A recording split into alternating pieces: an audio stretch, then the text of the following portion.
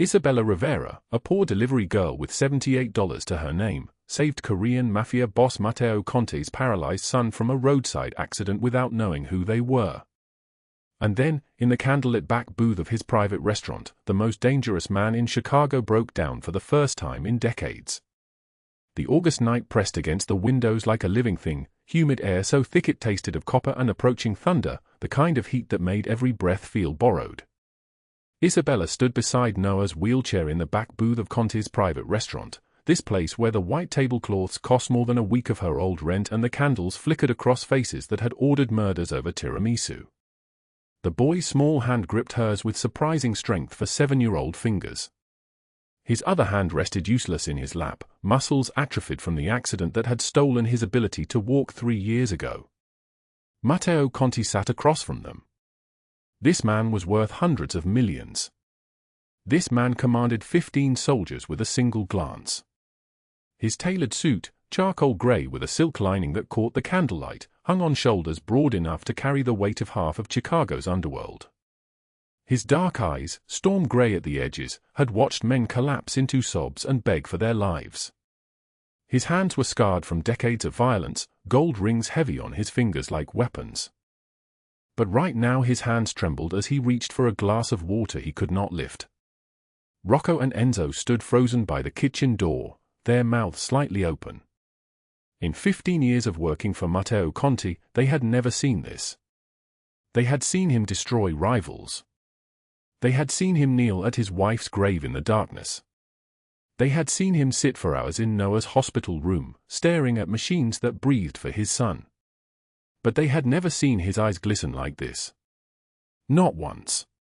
"I don't understand why you're crying, Mr. Conte," Isabella said, her voice trembling like a candle in the wind. "I just did what anyone would do." Matteo's voice cracked when he spoke. "No. No, you didn't. You saved my son when you had every reason to save yourself. When you had nothing. $78 in your pocket and you still pushed my car clear of traffic. You didn't know who I was. You didn't know what I could give you or take from you. You just saved him because his life mattered to you." His shoulders shook.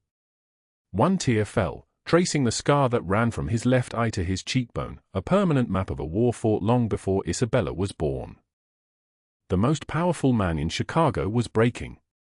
But what Isabella did not know was that this moment of mercy would drag her into a war between Matteo's empire and the predators who had already decided her fate.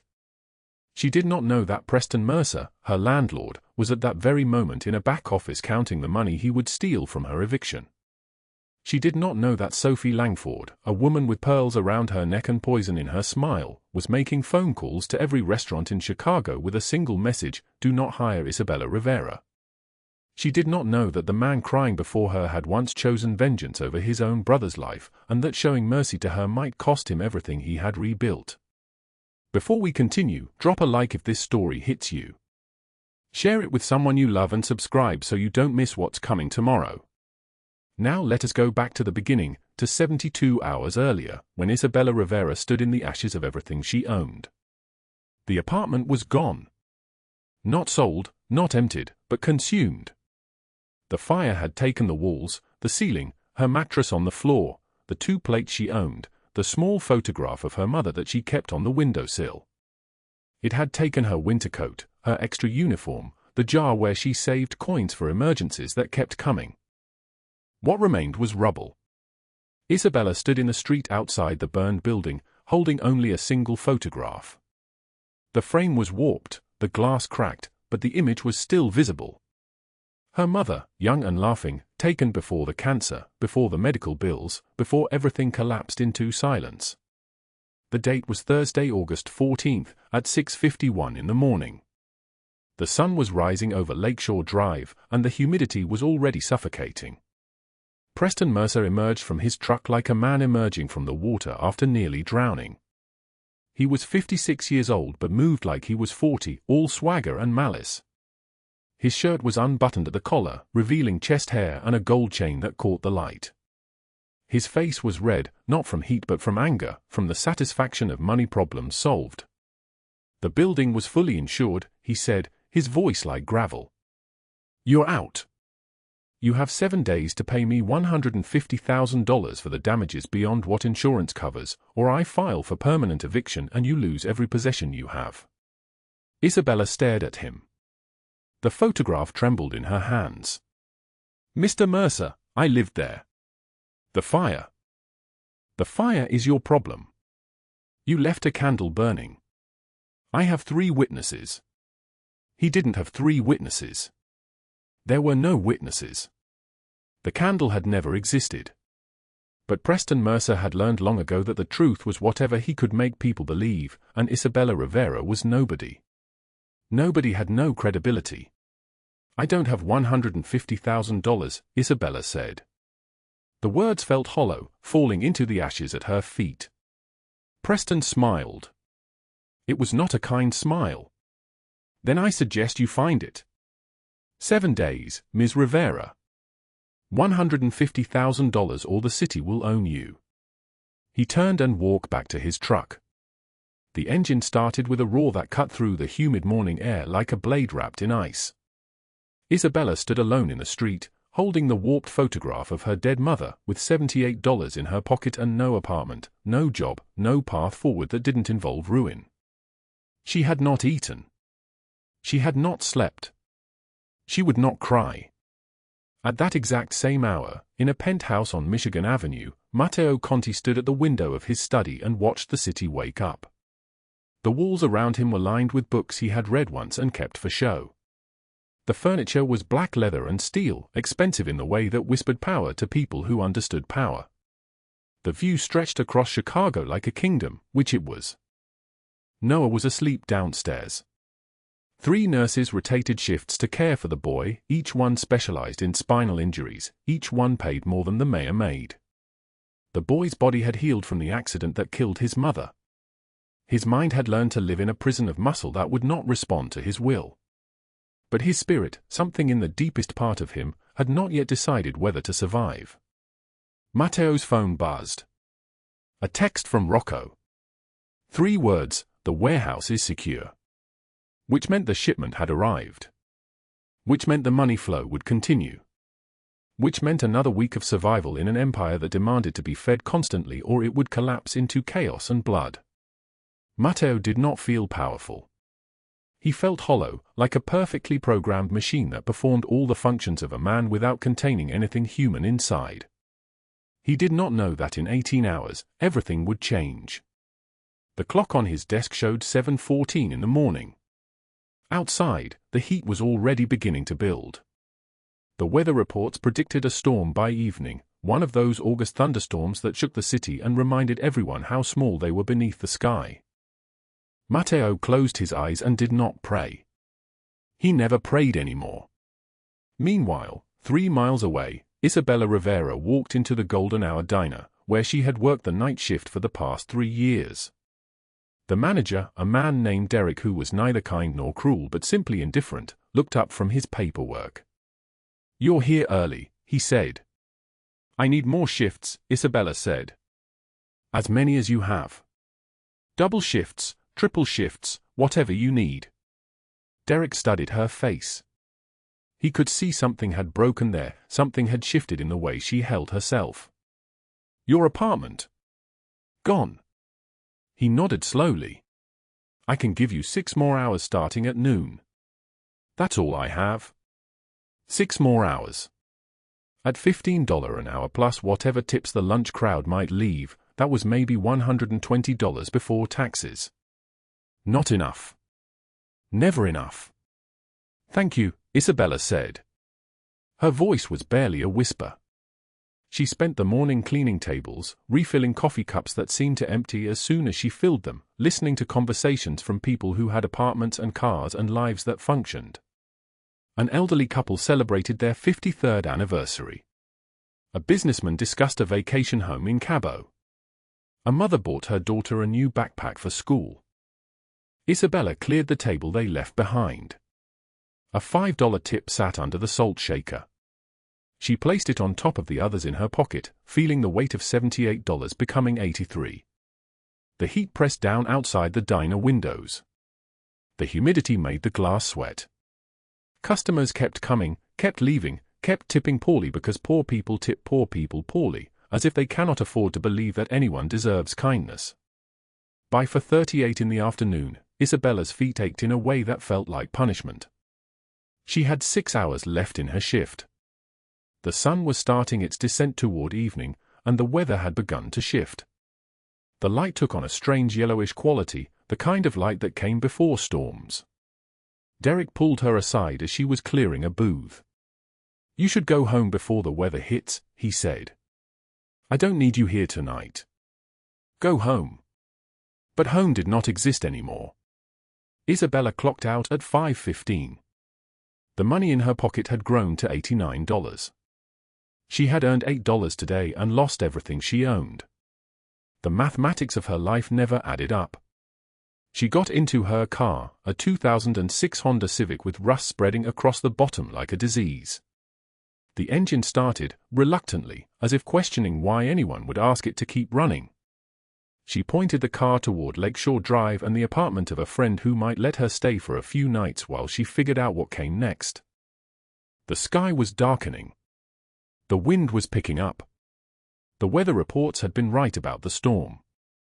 What Isabella did not know was that at that exact moment, exactly 18 blocks away, Noah Conti was asking his father a question that would change everything. "Papa," the boy said, his voice small in the quiet of his room. "Why does Mama not come visit me anymore?" The sound design, footsteps approaching, measured, unhurried. The rain beginning to fall. The storm starting its approach across the lake. The smell hit her first.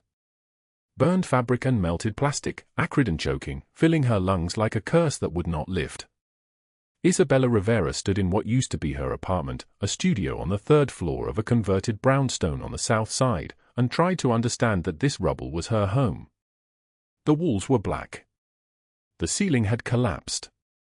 Everything she owned, the twin bed with sheets her mother had given her, the small wooden table where she ate her meals, the mirror she used to check her appearance before shifts at the diner, all of it had turned to ash and char and ruin.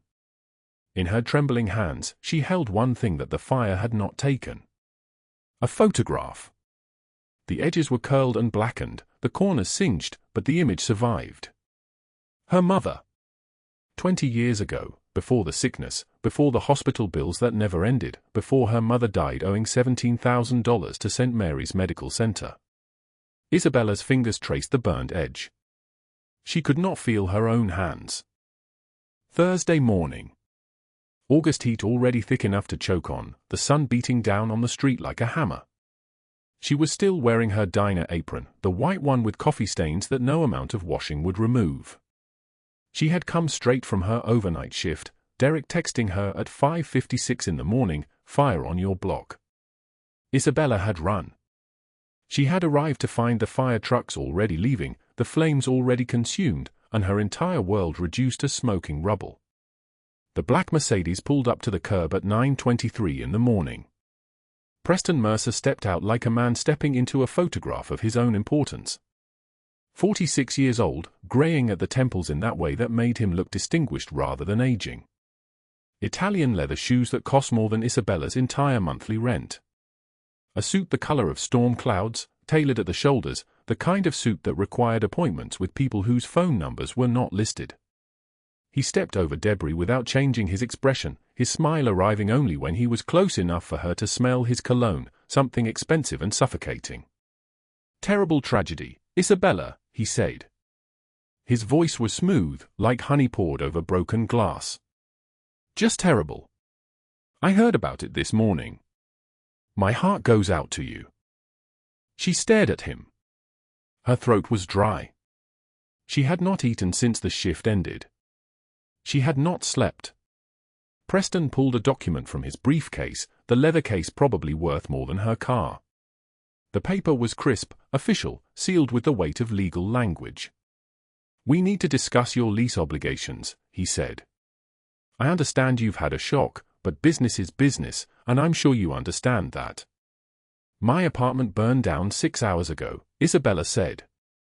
Her voice sounded like it was coming from someone else. Someone far away. Preston nodded slowly, as if she had said something profound. "I'm aware." Fire damage clause, Section 7 of your lease agreement. You are liable for all structural repairs, restoration costs, and lost rental income during the reconstruction period. Standard contract language, nothing unusual. She could not focus on his words. She was watching his shoes. The leather was so clean it reflected the morning light. $150,000, Preston said. You have 7 days to settle the account, or I will begin eviction proceedings immediately. And when that happens, I will garnish every paycheck you earn for the next decade. That's state law. That's just mathematics. Isabella's vision blurred. The document swam in her vision like something drowning. I have $78, she whispered. $78 in my bank account. That's everything I have. Preston stepped closer. His smile did not change. His voice dropped lower, the tone a man might use when speaking to a child who needed correction. Then I suggest you find a way, Isabella. Perhaps you have family who could help. Perhaps you could take out a loan. Perhaps you have jewelry, a car, something of value. But one way or another, that debt gets paid. Or your life becomes very, very complicated. He turned and walked back to his Mercedes. The door closed with the soft, expensive sound of German engineering. The car pulled into traffic and disappeared, and Isabella stood alone in the wreckage of everything she owned, holding a photograph of her dead mother, with $78 and no plan, and 7 days before the mathematics of her life became something even worse. The diner that night was fluorescent lit and stale, the kind of place that smelled like it had been breathing the same air for 20 years. Isabella clocked in at 5:44 in the evening and began her double shift, 6 in the evening until 6 in the morning. 12 hours of walking on orthopedic shoes that squeaked on cracked linoleum. 12 hours of pouring coffee for people who did not see her. 12 hours of smiling while her hand shook. Derek, the manager, was a man in his 50s with sad eyes and tattoos that suggested a life before the diner. He watched her work and did not ask questions. By 3:17 in the morning, the place was nearly empty. A trucker in booth 6, a woman who might have been homeless in booth 3, an old man nursing black coffee at the counter. Isabella counted her tips under the fluorescent lights that hummed like insects. $42.16. She had earned $42 in 12 hours of standing and smiling and remembering that her apartment no longer existed. The gold locket hung around her neck, hidden under her shirt collar. Her mother's locket. Inside was a photograph smaller than a postage stamp, her mother at age 19, before life had carved her down to nothing. Isabella had worn it every single day since her mother died, and she had never sold it, never hocked it, never let it leave her skin, even though she knew the gold was real, even though she knew it would bring maybe $400 at a pawn shop on Division Street, even though $400 was moving in the right direction. But she could not sell it. She could not. The 4:22 a.m. hour came like a punishment. The sky was still dark. The rain that had threatened all day had finally begun, tapping against the diner windows like something asking to be let inside. Isabella was refilling the trucker's coffee when her phone buzzed. A text from an unknown number. Ms. Rivera, this is St. Mercy Hospital calling regarding your mother's outstanding account. Please call us at your earliest convenience regarding payment arrangements. Her mother had died 8 years ago. The hospital was still calling. By 5:51 in the morning, Isabella had calculated the mathematics one more time. $78 in the bank. $394 in tips she had earned this week. Preston Mercer wanted $150,000 in 6 days. She would need to work for 273 years, without eating, without sleeping, without paying for the car that would not start tomorrow morning if she did not put gas in it today. The problem was impossible. The math did not work. The world had decided she was worth nothing, and numbers did not lie. At 6:04 in the morning, exactly 18 blocks away, in a room that overlooked the city from the 15th floor of a building that bore his name in chrome letters, Matteo was reading a bedtime story to his son. Noah was 7 years old. His legs had stopped working 3 years ago, a viral infection that had attacked his spine with the precision of something calculated. Now he lived from his waist up, his lower body a collection of muscles that responded to no command from his mind. His wheelchair was titanium and cost more than most people earned in a year. His room was designed by architects who specialized in spaces for children who could not move. Everything was within arm's reach. Everything was beautiful in a way that suggested money could solve every problem except the ones that truly mattered. "Papa," Noah said, his voice small in the quiet of the room, "why does Mama not come visit me anymore?" Matteo Conti stopped reading. He was a tall man, broad-shouldered, with grey threading through his dark hair at the temples like frost on stone. His suit was charcoal, open at the collar to show the pale chest beneath.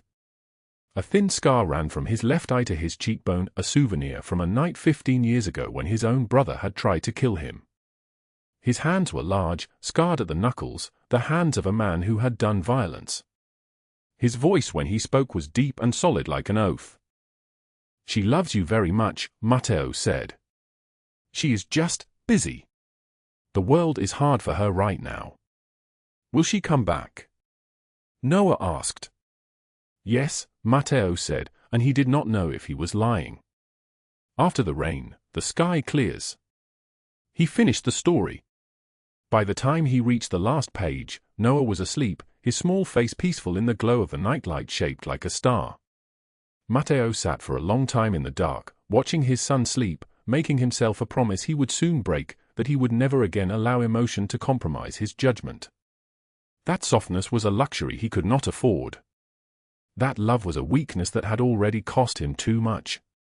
He did not know that at that exact moment, exactly 18 blocks away, Isabella Rivera was clocking out of her shift and walking toward her broken car, and that the night was about to change both of their lives in a way that neither could predict. The rain was coming harder now. The forecast called for a storm. The rain came harder now, and the sky above Lakeshore Drive had turned the color of a bruise. Isabella pushed her 1998 Honda Civic toward the shoulder, her shoulders burning, sweat soaking through her diner uniform even as the August humidity pressed down like a hand around her throat. The car had started smoking 3 miles back. Now it was dying completely, and she was out of time and out of luck and running out of options in a way that made her chest feel like it was caving inward. A horn screamed past her. Then another. Cars swerved and honked as she pushed the Civic forward, her sneakers sliding on the wet asphalt, her hands trembling against the hot metal of the door frame. She was so focused on getting the car clear of traffic that she did not see the black sedan approaching until it was too late. She did not see it swerve. Did not see the tires grip the wet road with a sound like something dying. She only felt her hand slip on the wet door handle, felt her body pitch backward, felt the world spin as she stumbled directly into the path of oncoming traffic. The sedan's brakes screamed. The car twisted at an impossible angle. And in that moment of chaos, something fell from the open back door onto the rain-slicked asphalt. A wheelchair. Isabella moved without thinking, without calculating, without the kind of survival instinct that keeps people alive in cities. She dove forward. Her hands caught the wheelchair's handles as it tipped. A small boy pitched toward the pavement, his thin shoulders arcing through the air like a bird with broken wings. Isabella caught him. Grabbed his shoulders. Pulled him back into the seat with a strength born from something deeper than muscles. The boy stared up at her with enormous dark eyes. Noah Conti. 7 years old. Paralyzed from the waist down. Alive because Isabella Rivera had moved faster than fear. 2 men in black suits exploded from the sedan. Rocco and Enzo. Their hands went to weapons before they understood what they were seeing, the boy safe in Isabella's arms, her hand shaking violently as she steadied the wheelchair, her breath coming in gasps. They froze. A man emerged from the driver's seat.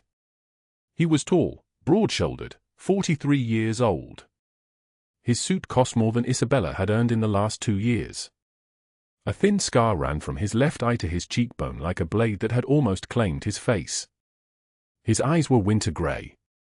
His name was Matteo Conti, and when he looked at his son alive in the arms of a stranger, something shifted inside his chest. "You saved my son," Matteo said. His voice was controlled but his hands were not. Isabella released the wheelchair, stepping back, her legs unsteady. He almost fell. Anyone would. What's your name? Isabella Rivera. Her voice trembled like a candle in the wind. Matteo pulled out a wallet thick with hundreds. For what you did. Name your price. She blinked at the money as if he had offered her the moon. What? How much do you want? Isabella backed away toward her smoking car. I don't want money. I just need to get home. Rocco stared at Enzo. Nobody refused Matteo Conti. Ever. In 15 years of working for him, they had never heard those words said in that order, I don't want money. Matteo studied her with an expression that crossed his face like a cloud moving over water, something between confusion and wonder. At least let us tow your car. Give you a ride. No. Thank you. I'm fine. She was not fine.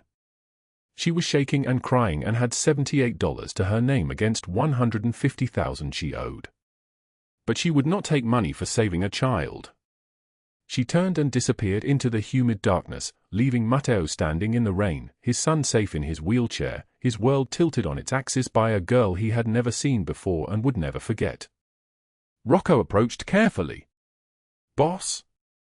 Find her, Matteo said, his voice like something carved from stone. I want to know everything. By Saturday morning, Rocco had delivered what he had found. Isabella Rivera, age 26. Works double shift 6 days a week at Rose's Diner on South Ashland. Lost her mother 3 years ago to cancer. Her apartment caught fire Thursday morning, landlord says electrical wiring, but the timing was suspicious. Preston Mercer, the landlord, had sent her an eviction notice for $150,000 by Friday evening. 7 days to pay or she loses everything. Matteo's jaw tightened when he heard the name. Preston Mercer. Every crime family in Chicago knew Preston Mercer. A predatory landlord who used housing as leverage, who demanded favors instead of rent, who had connections running deep into sex trafficking and extortion. A man whose name made vulnerable people disappear into the dark. The rain had stopped by Saturday afternoon when Matteo walked into Rose's Diner. The lunch rush was in full chaos. Isabella was pouring coffee, counting tables, moving like someone who had not slept in 3 days. When she saw him in the corner booth, her face went white. She approached him like someone approaching a predator, each step careful and small. Mr. Conti. I didn't expect. Sit down, he said. I'm working. Sit down. She sat, glancing nervously at her manager. Matteo slid an envelope across the table. $150,000. Cash. For Preston Mercer. Isabella's hands flew up. No. No, I can't. You saved my son's life. That's not the same as. Do you know what my son means to me, Isabella? His voice cracked, and Rocco, standing by the door, actually stepped forward in alarm. In 15 years, he had never heard his boss sound like this. Noah is paralyzed because of me. Because of who I am. Because my enemies planted a bomb in my car 2 years ago and he was in the back seat. He will never walk again because of my choices. Isabella's eyes filled with tears. That's not your fault. Isn't it? Matteo leaned forward, and his voice dropped to something barely above a whisper. You caught him when he fell. You didn't know who he was. You didn't know who I was. You just saw a child in danger and you acted. Do you understand how rare that is in my world? How impossible. Isabella pushed the envelope back. I can't take this. I won't. I don't want to owe you anything. You think you would owe me? His laugh was bitter, sharp like a blade wrapped in ice. I owe you everything. And then he told her about his brother. About Antonio Conti, who had grown up with him in a 2-room apartment in Little Italy, who had sold the family's locations to the Rossi cartel for $2 million 5 years ago. About the warehouse on the south side where Matteo found him. About the choice between mercy and survival. I chose survival, Matteo said, and his hands were shaking. I have not felt human since that night. Until I watched you risk your life for my son without hesitation, without asking what you would gain. Isabella whispered, "Why are you telling me this?" "Because you gave me something I thought I had lost forever. And I need you to let me help you." That same afternoon, in a Lincoln Park penthouse overlooking the city, Sophie Langford was making phone calls. She was 38, blonde, Ivy League educated, wife of a city councilman, and silent partner in every predatory scheme Preston Mercer had ever touched. "Yes, Isabella Rivera applied for a position," she said to the manager at Giovanni's. "I'm calling to inform you she was fired from her last 3 jobs for theft. Check her references carefully." She hung up and dialed again. "Cafe Bellini? Isabella Rivera? Substance abuse problems. Multiple complaints. I'm just looking out for the community." By Sunday morning, Isabella had tried 5 restaurants. None would hire her. She did not understand why. She sat in her car, and now towed to a salvage lot she could not afford, and stared at her mother's gold locket. A pawn shop had offered $800 for it. $800 against $150,000. The math was laughable. She opened the locket. Her mother's picture stared back at her, taken the year before the cancer came. Isabella's hand shook. She could not sell it. Could not. But what Isabella did not know was that Matteo Conti had assigned Rocco and Enzo to watch her around the clock, not to control her, but to protect her. Because he recognized the look in Preston Mercer's eyes, and that look terrified him in a way nothing else could. Sunday night. The humid August air finally broke into rain. Thunder shook the windows of Conti's, Matteo's private restaurant in River North. The back booth was empty except for him and Noah, who was eating pasta and asking questions about stories. Matteo was telling him about princesses and magic when his phone vibrated against the table. Rocco's voice came through, tight and controlled. "Boss, Preston Mercer's men just cornered Isabella in an alley 3 blocks from the diner. We're moving in, but you should know." Matteo stood so fast his chair crashed backward. "Keep her safe." He looked at Noah, who said in his small voice, "Is Miss Isabella okay, Papa?" "She will be," Matteo said, and he was already moving toward the door. He did not know how he would keep that promise. He only knew that he would. The rain fell harder. Thunder cracked across the city like a whip.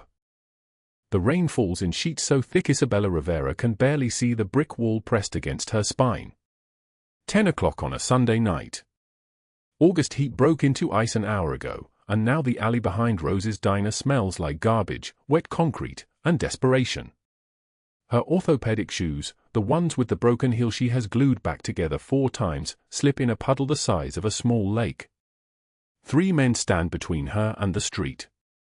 The leader has a shaved head and neck tattoos that crawl up his jaw like vines choking a tree. He wears a dark jacket soaked through with rain.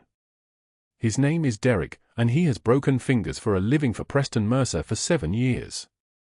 Behind him stand 2 other men, younger, faster, meaner. One cracks his knuckles. The sound echoes off the wet brick. "Mr. Mercer sent us to collect," Derek says. His voice is flat, empty of anything resembling mercy. "You got his money." Isabella's voice comes out like a candle in the wind, trembling, barely audible over the thunder rolling across Lake Michigan. "I have until tomorrow." He said I have until tomorrow night. He changed his mind. Derek steps closer. The smell of cigarettes and cheap cologne rolls off him in waves.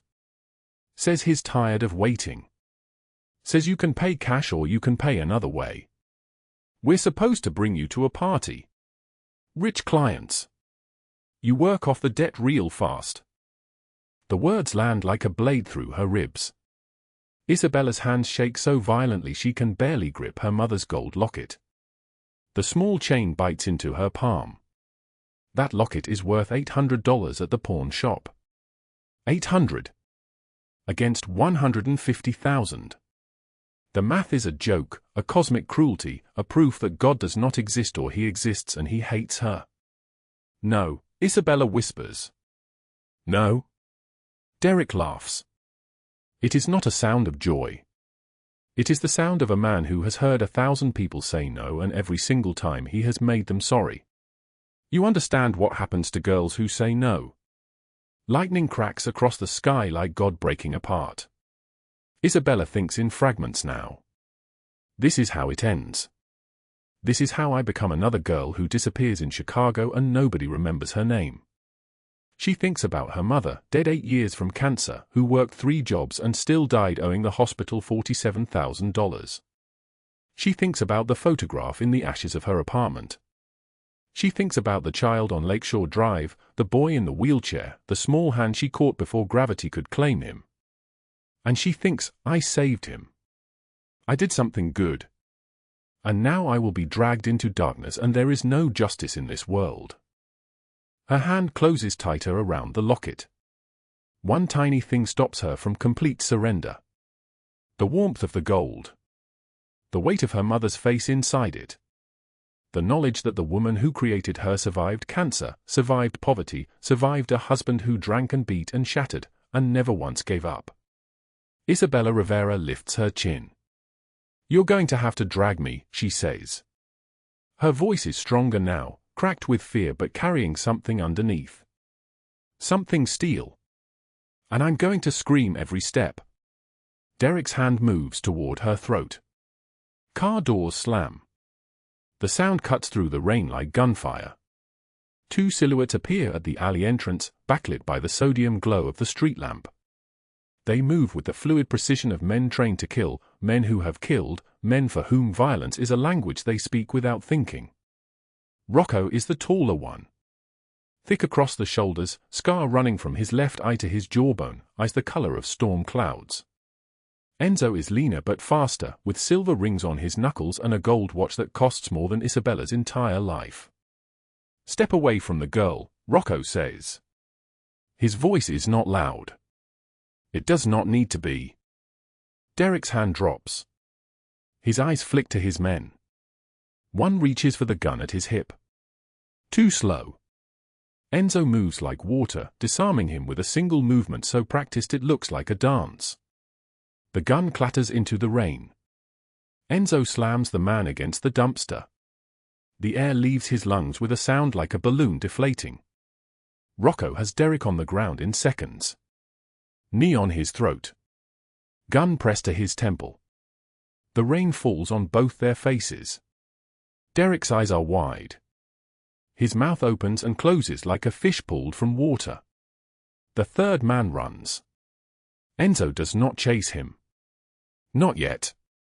Instead, he turns to Isabella, extends a hand, his movement suddenly gentle. Careful. Like approaching a wounded animal. Can you stand? Enzo asks. Isabella nods. She cannot speak. The adrenaline is fading and she is left shaking, gasping, barely able to feel her own legs. But she takes Enzo's hand and he pulls her up, steadying her, keeping her upright. Rocco speaks into his phone. We have her, boss. She's safe. 10 minutes pass. 10 minutes of rain and silence and Isabella's heartbeat hammering in her ears so loudly she thinks it will crack her ribs. Enzo keeps her under an awning, his jacket draped over her shoulders. It smells like expensive cologne and gunpowder. She does not pull away. A black SUV pulls up to the alley entrance. Matteo Conti steps out into the rain without an umbrella. He lets the water soak through his $1,000 suit, lets it drip from his dark hair, lets it run down his face like tears. He is not crying. Not yet. But something in his expression has shifted. Something ancient and protective and furious. He crosses the alley in 5 strides. When he reaches Isabella, he crouches in front of her. His eyes are storm gray and they are fixed entirely on her. The world could be burning and those eyes would not move. Isabella, he says. His voice is deep and solid like an oath. Look at me. She does. "You're safe now," Matteo says. "I promise you. Nobody will touch you again. Not Preston. Not anyone. Why do you keep saving me?" Isabella's voice cracks on the last word. She has asked this before. She does not understand. She is nobody. A waitress. A girl with $78 and a dead mother and a future that was crumbling into dust. Matteo reaches out and takes her hand. His palm is warm. His grip is gentle. "Because you saved my son when you had nothing to gain," he says. "Because you're a good person in a city that eats good people alive. Because I can, and that matters. Because the people who hurt you believed you were nobody, and that belief needs to be corrected."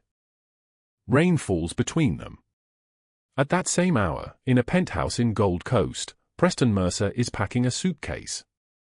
He does not know his men have been arrested. He does not know that Matteo Conti has made a phone call.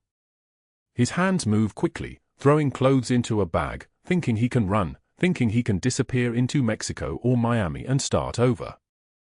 The knock on his door comes at 2 a.m. 6 men in ski masks. They do not announce themselves. They do not need to.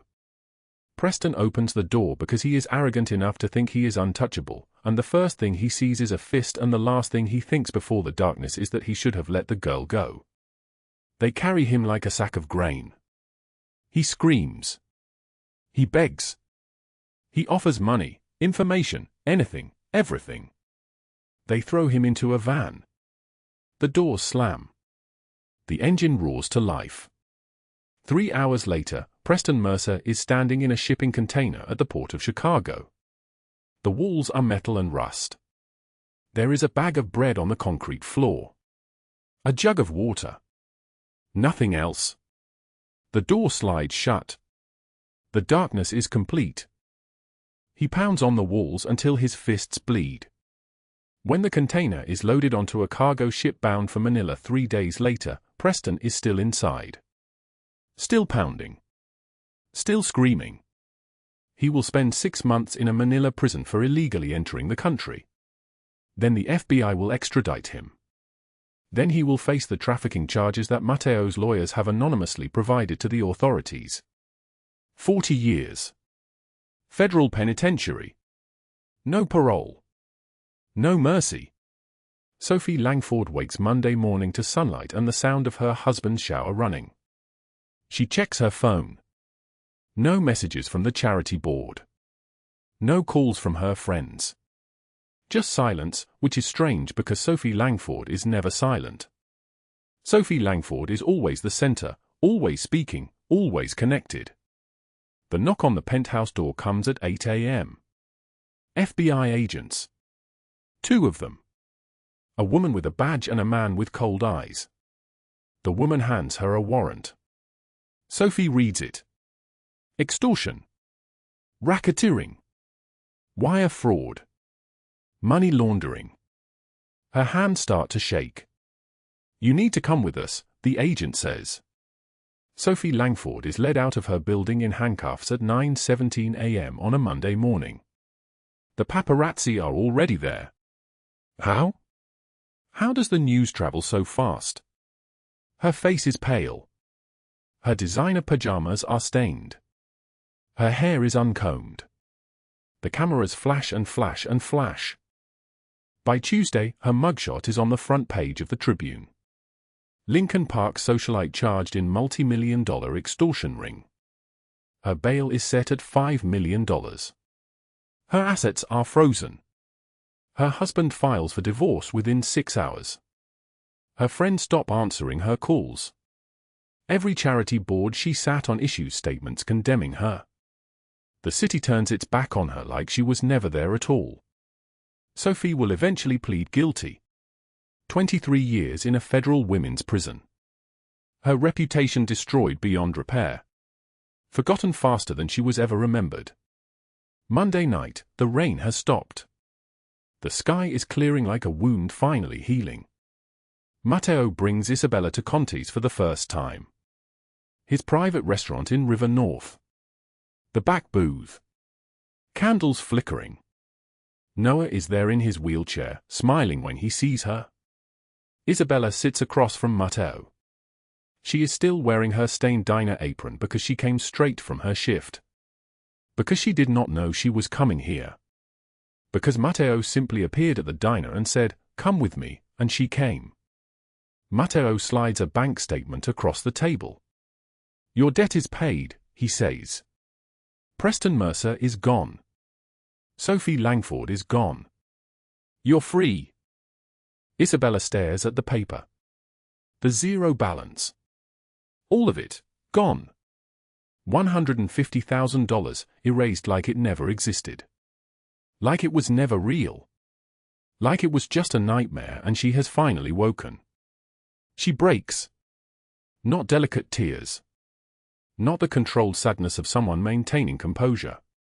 But huge, gasping, shoulder-shaking sobs.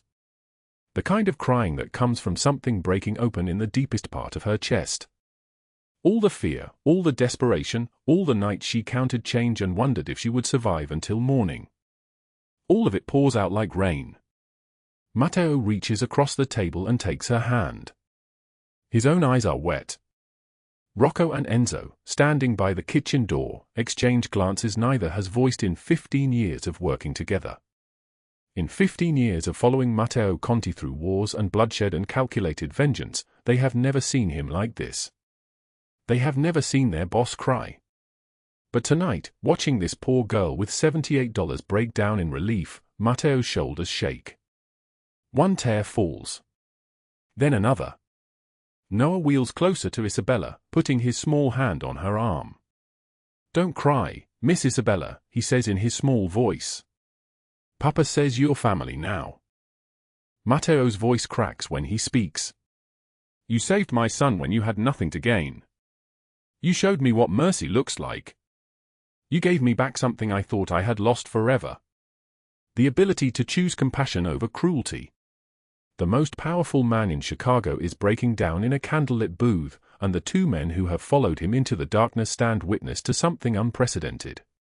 Their boss choosing mercy over his nature. Their boss choosing love. After the rain, the sky clears. And sometimes miracles come from the most unexpected places. Isabella Rivera stands in the mirror of her new apartment and barely recognizes the woman looking back. 3 months ago, she had $78 and a burned photograph. Today, she has a job that pays $22 an hour, an apartment with windows that lock, and a refrigerator that stays full. The November light falls across her face in a way that makes her look almost peaceful. Almost like someone who might have a future. She touches her mother's gold locket, still around her neck, the only thing that survived the fire. The metal is warm against her skin, a reminder that some things cannot burn away. Downstairs, Matteo Conti waits beside a black SUV with his son. Noah sits in his wheelchair, bundled in a coat that costs more than Isabella's entire wardrobe, his face bright with anticipation. When he sees her emerge from the building, he waves frantically, his voice carrying through the cold Chicago air like a bell. "Miss Isabella. Papa says you can come to my birthday party next month. Please say yes." Isabella laughs, a real laugh that comes from somewhere deep, somewhere that had calcified months ago. "Of course I'll be there, Noah." Matteo helps his son into the vehicle with the same careful precision he brings to everything, each movement deliberate, protective, a father's hands making sure his child is secure. Then he turns to Isabella. For a moment, they simply stand there, separated by 3 feet of November wind, this Mafia boss with silver threading through his dark hair and this waitress with calloused hands and eyes that have learned to trust again. He wears a cashmere coat that costs more than her annual salary, yet something in his expression is stripped bare, vulnerable, exposed in a way that money cannot armor against. "I've been thinking about what you said," Matteo says, his voice rough like gravel mixed with something warm. "About choices and dark moments." Isabella's breath catches in her chest. "And? You were right. We always have a choice. Even in the darkest hours, even when everything is burning around us. I spent years believing I had forfeited that right. That the night I killed my brother, I became something less than human, a weapon, a tool, a monster in an expensive suit. He pauses, and his eyes glisten in the winter light. Then you stumbled into traffic and caught my son and refused my money, and I remembered what it felt like to hope. To believe that redemption was possible. Isabella steps closer. The wind whips her hair across her face, and she does not brush it away. You helped me make the right choice too. To keep fighting. To not give up. To believe that good things can come from the worst nights. Matteo opens the car door for her. Shall we? They drive through Chicago's cold evening toward Conti's restaurant, three people bound together by a single moment on a humid August night when a poor delivery girl caught a boy before he fell from his wheelchair and changed everything. The city slides past the windows, Lakeshore Drive, the skyline, the neighborhoods where Isabella used to count change and wonder if she would survive until morning. Those streets look different now. Smaller somehow. Less like a trap and more like a place she has outgrown. At the restaurant, candlelight flickers against dark wood. Rocco and Enzo stand near the kitchen, watching their boss help Isabella out of the coat she now owns, watching him pull her chair out before he sits, watching the way his face softens when Noah reaches for her hand. In 15 years of following Matteo through darkness and violence and calculated vengeance, they have never seen him like this. Their boss has chosen something none of them thought possible. He has chosen to be more than his worst moments. The back booth smells like rosemary and aged wine and possibility. Isabella sits between Matteo and Noah, and the boy leans against her shoulder, comfortable in a way that speaks of visits twice a week, homework sessions, bedtime stories read in a deep voice that Noah now associates with safety. Matteo watches them, his expression carrying the weight of a man who has just realized that some things matter more than territory or power or the names of people who wronged him. My business is going legitimate, Matteo says, cutting into his pasta with deliberate slowness. Construction, real estate development, investments in restaurants and small businesses. Clean money. The kind that does not require blood to earn. Isabella looks at him across the candlelight. Why are you telling me this? Because I want you to know who I am becoming. Not who I was. Not the man who killed his brother and spent 20 years building an empire on cruelty and fear. But the man who is still trying to remember how to be human. He sets down his fork. I am creating a foundation. The Isabella Rivera Foundation. It will pay for surgery for children whose families cannot afford it. Medical care, education, housing assistance. Everything you would have needed if someone had cared enough to help. Noah tugs on Isabella's sleeve. Papa says the money from our restaurant goes to help kids like my friend Marcus from physical therapy. His mommy cries because she doesn't know how to pay for his medicine. Isabella's eyes fill with tears that she lets fall without shame. Your papa is a good man, Noah. He is learning, Noah says with the simple certainty of childhood. You taught him. The candles flicker, and in that moment, Matteo Conti looks like what he might have been in another life, a man who builds things instead of destroying them, a man who uses his power to shelter instead of to dominate. His eyes meet Isabella's across the table, and in the space between them is everything they have lost and everything they have found. Outside, the November wind tears through Chicago's streets like a blade wrapped in ice. The city is cold and hard and unforgiving to people who cannot fight back. But inside this restaurant, in a back booth lit by candles that cast everything in amber and gold, three people sit together, a man who broke down in front of his lieutenants and learned to cry, a boy who survived an accident that should have killed him, and a woman who had nothing and refused to stop fighting. The narrator's voice settles over this moment like snow, soft and inevitable and true. Sometimes the worst moments of our lives are doorways to our best ones. Sometimes the people we save end up saving us right back. Sometimes mercy is not weakness but the strongest choice we can make. Isabella Rivera had $78 and a heart full of courage. Matteo Conti had an empire and a soul he thought he had lost. They found each other in the rubble and the rain, and they built something that money could never buy, a family forged from second chances and the radical choice to be kind in a cruel world. After the rain, the sky clears. And sometimes miracles come from the most unexpected places. If this story moved your heart, drop a like and share it with someone who needs to hear it. Subscribe to this channel for more stories about love, redemption, and second chances. And remember, you are always one choice away from a different life. Make it count. We wish you good health, a joyful life, and days filled with peace and happiness. Thank you for staying with us until the very end. We will see you in the next video. Goodbye.